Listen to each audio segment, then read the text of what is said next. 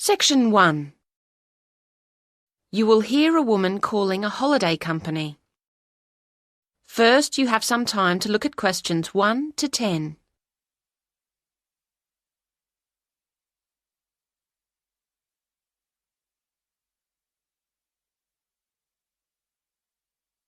You should answer the questions as you listen, because you will not hear the recording a second time. Listen carefully to the conversation and answer questions 1 to 10. Good Times Holidays, John speaking. How may I help you? Oh, hello. I'm calling to complain about a holiday we've just had. Oh dear, I'm sorry to hear about that. Yes, we're very disappointed. What I need to do is to take some information from you so that I can look up the relevant files and then we can discuss the specific problems. Would that be all right with you? Yes, I hope it doesn't take too long. Oh no, let me just get a form ready. First, the name, please, of the person who booked the holiday. Well, our surname's Sharp, S-H... Like a knife? Yes, but with an E on the end. And a first name? I'm Alice, but I think it was my husband who actually booked the trip. His name's Andrew. Fine. And then the address, please. It's Flat 4, Beaconsfield. That's Beaconsfield, House. That's Winchester. And it's SO2, 4ER. Thank you. And could I take a telephone number? We're on 0374 56561 at home. Or do you mean during the day? Then my work number's 0374 55793. I'll put the work one down, assuming that's normal office hours. Oh, yes. The next thing is, do you have a note of your booking reference? I think so. Would it start 74? No. Usually with 2 or 3 letters. Uh-huh. Oh, is this it? MH? That sounds like it. And then 66G4. Thank you. Right, what's next? Now, did you book in conjunction with any kind of special offer? Or did you book directly with us? Or maybe through a scheme your employer's part of? Oh, okay. No, I think... Yes, we were using an offer from a credit card company. They always seem to have offers on. You get something with every bill, don't you? Yes, so many. Fine. And now, insurance. Did you have an insurance policy that came with your booking? Well, no. I mean, it came under our Gold Star policy, so we didn't need extra. No, that's fine. It's just a check. All right, nearly there. Now, what type of holiday was it? Well, not very... No, OK. It was called a midwinter break in the brochure. Thank you. And when was the holiday? We just got back on January the 21st, and we started on the 16th. Fine. Right. I'm sorry about all that. No, I understand. So, what was the problem you encountered? There were 2 things that disappointed us, actually. Right. In the first place, we were told that when we arrived at the station, a taxi would meet us and take us straight to the house. But in fact, there wasn't one there. We had to wait for ages and then pay for one ourselves. So that was inconvenient and expensive. Oh, I'll look into that, see what went wrong.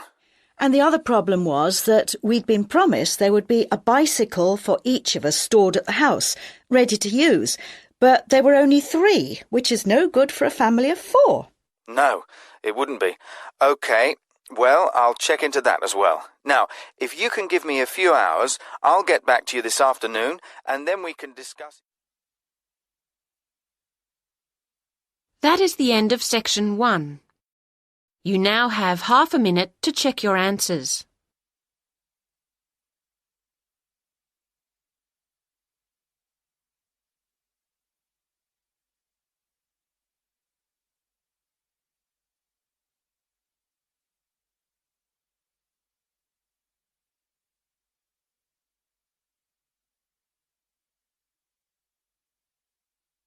Now turn to Section 2.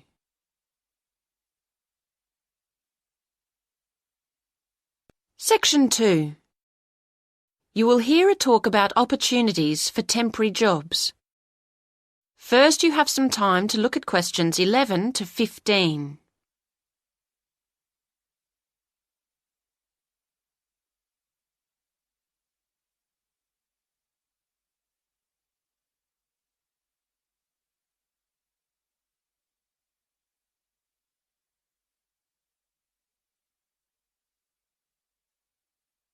Now listen to the first part of the talk and answer questions 11 to 15.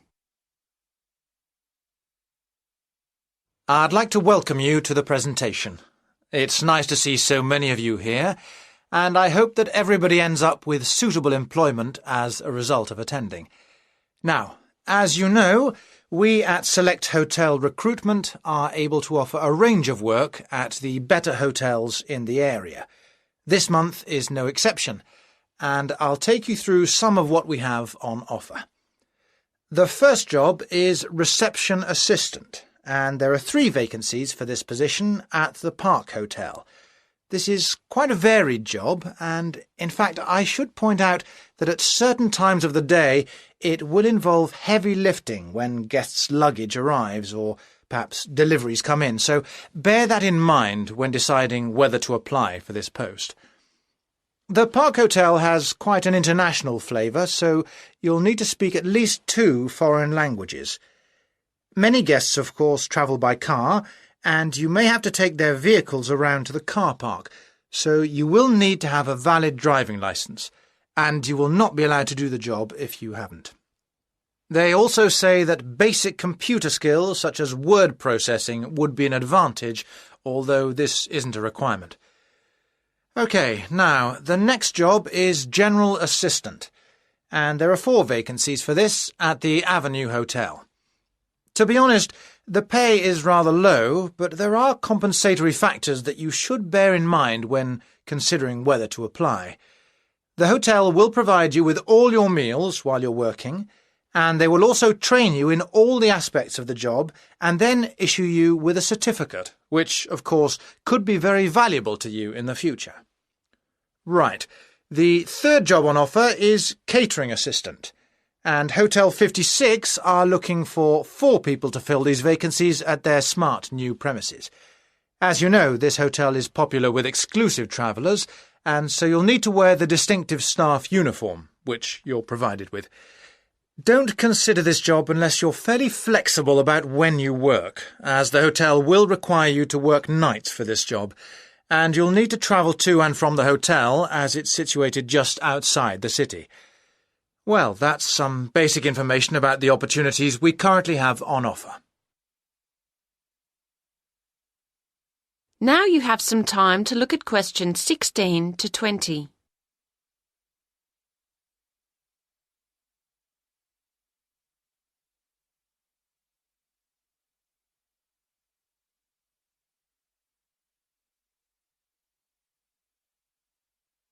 Now listen to the rest of the talk and answer questions 16 to 20.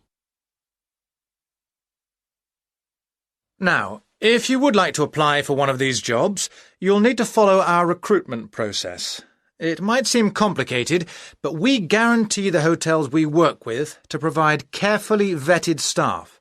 So, the first thing you'll need to do is fill in one of these, a personal information form. It's pretty straightforward and should only take you a few minutes. Once you've done that and handed it in, we'll give you a questionnaire about your skills to do. Again, I don't expect this to take you very long. We then look through the information about you and pass on our recommendations to the relevant hotel. Hopefully you'll be accepted by your chosen hotel. Assuming you are, you will then proceed to the next step of the process and attend a general course of training. This is designed to be helpful and realistic, so an important part of the course is role-play activities. You should have some fun while you learn. OK, and after that, the final step is that you'll be contacted by the hotel you're going to work for, and they'll post you a video about themselves and the work involved. Watching this will constitute further specific training for your job. Well, I hope that's reasonably clear at this stage. Are there any questions on what I've said so far? That is the end of section 2. You now have half a minute to check your answers.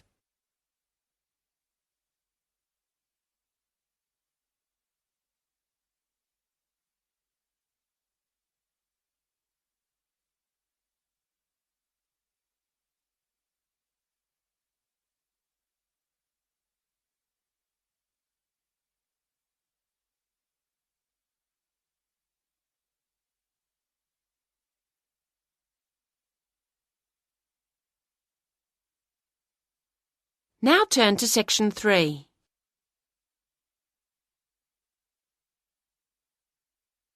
Section 3. You will hear a discussion between two students, David and Jane, and their tutor, Dr. Wilson, about their group research project into local history. First, you have some time to look at questions 21 to 26.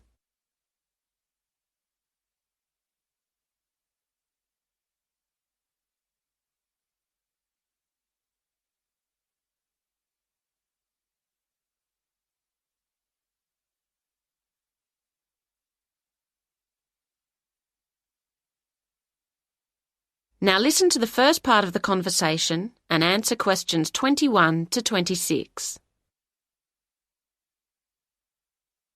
Hello, David, Jane. Hello. Hi. So, how's the local history project going?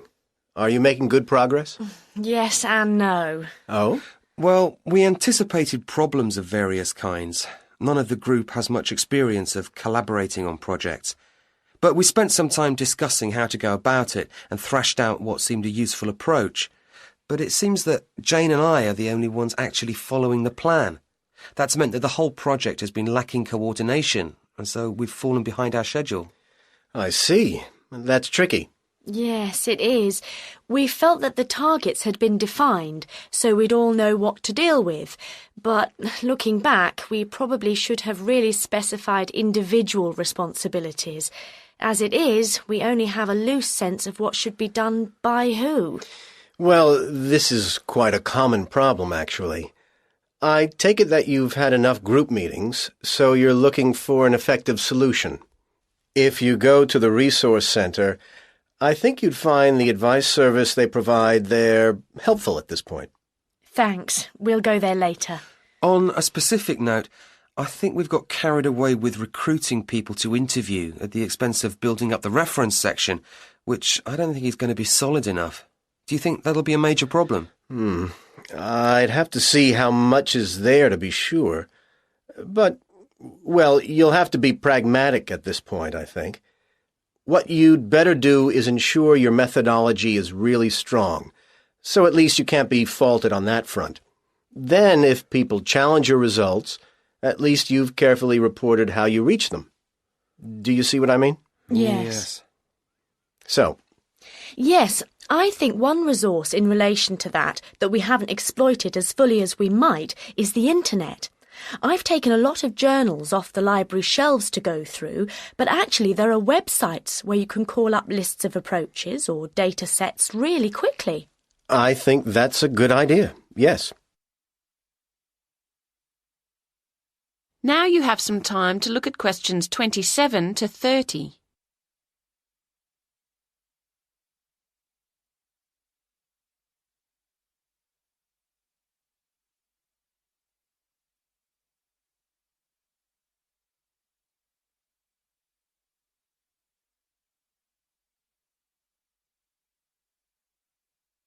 Now listen to the rest of the conversation and answer questions 27 to 30.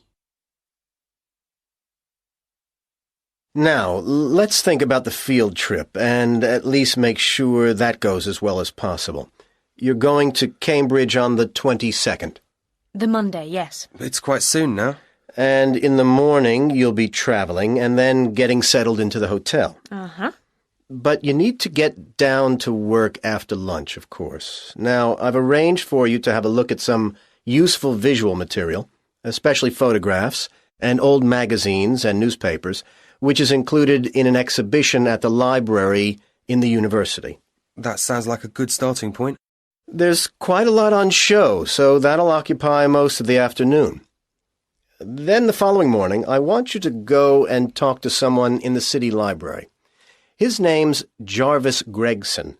He works in the education section there, and he's an expert on the area's history. Don't, of course, forget to take a tape recorder with you, so that you can record what he tells you. And to have our questions ready. Indeed. Okay, and the afternoon's free for you to wander around, get the feel of the place. Do some sightseeing. As you wish. It's a beautiful city. But it's back to work on Wednesday morning. Concentrate on the central area and walk around methodically. You'll have the plans I'm getting ready for you from different periods, and your task is to compare those with the makeup of the city today. Make notes on how different kinds of shops and businesses have grown up, what's gone, and so on. I hope the weather's good. Yes, and in the afternoon, I want you to think about producing your own records, along the lines of the ones in the city library's archives. The history of the castle is very important to the city's development, so use a camera to get some pictures that reflect that, if you can, showing it in relation to the buildings and spaces around it. We'll try. And when do we travel back?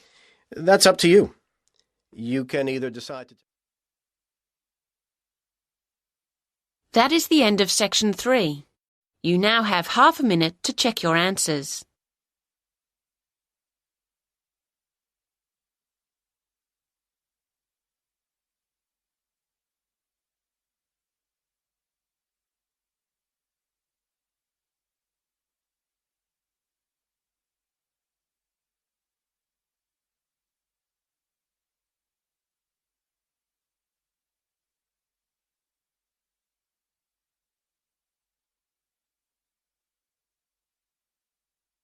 Now turn to Section 4.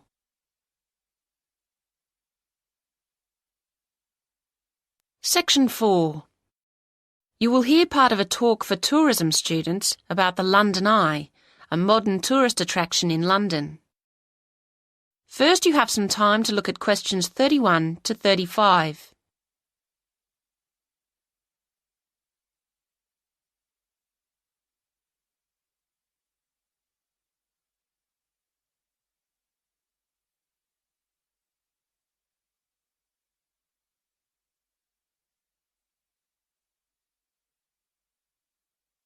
Now listen to the first part of the talk and answer questions 31 to 35. Today, I want to focus on some of the major sites that attract tourists to cities, and I'm going to begin with the London Eye. This giant wheel has, in a very few years, become one of the major attractions of London, and thus in the world. It's both simple in concept and awesome in delivery. Its creators are husband and wife architects David Marks and Julia Barfield.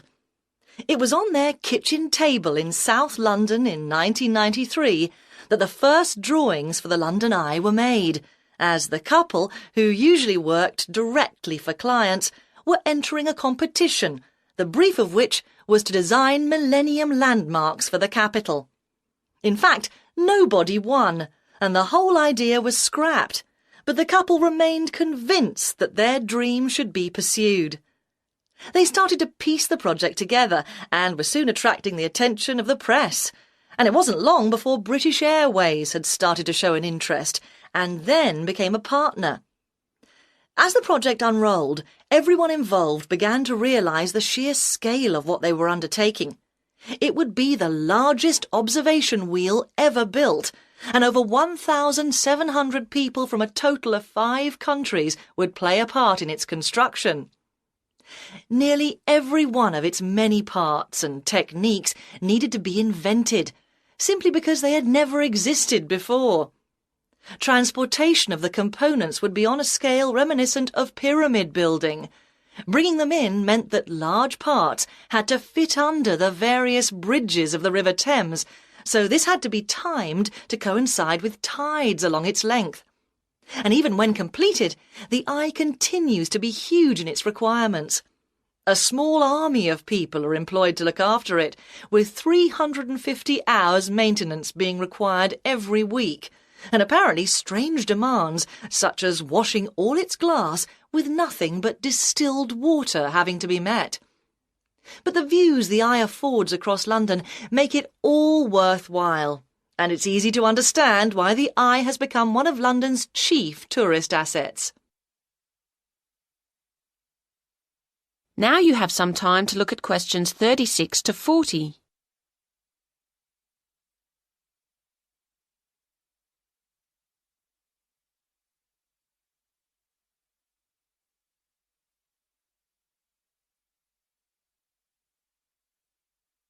Now listen to the rest of the talk and answer questions 36 to 40. So, how is that great wheel held up? How did it get there? The starting point was, of course, the ground, and while parts of the wheel itself were still being constructed in various countries, tension piles were being driven into the ground beside the River Thames. This was the first step, and once these were securely in place, a base cap was installed over them as a kind of lock, with two giant plinths pointing up onto which an A-frame was attached, like a giant letter. All this took many months and incredible effort, but meant that the spindle could be installed around which the great wheel would turn. Now the project really was in business, and the vast rim, with spokes like an outsized bicycle wheel, could be brought in. The passenger capsules were assembled and hung onto the rim, each one linked by mounting rings that would support eager viewers as they rose above London. And the last thing to be built is the first thing the visitor encounters, the boarding platform laid down underneath. The whole process employed thousands of people in total and was avidly watched by millions. How long the Eye will stay is uncertain, but any talk of dismantling it always meets with immediate protest. That is the end of section 4. You now have half a minute to check your answers.